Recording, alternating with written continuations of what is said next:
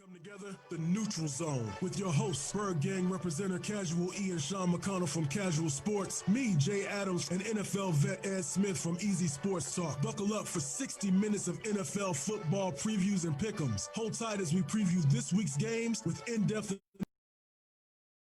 all our own. Bragging rights are on the line with the Neutral Zone Pick'em trophy up for grabs. It's the Neutral Zone. Lace them up. It is the Neutral Zone. I am Javon J. Love Adams. I am your host. I try to drive this show.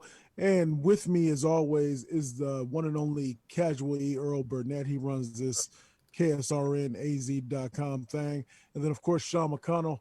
I typically hit him up a couple times a week. I've been leaving him alone the last week and a half. That ends tomorrow. I'm gonna hit you up with some stuff, and then of course we're joined by the one and only Ed Smith, veteran of not only playing professional baseball, he was able to hit that fastball, but also the NFL, veteran of the NFL. So this is our version of the football and professional ghost. Indeed, it is our version of the football pick'em show. I think with Ed, it's funny because especially you're part of the Believe Network, so you'll probably experience this a lot when it comes to the next basketball season, whenever it starts. But he gets those.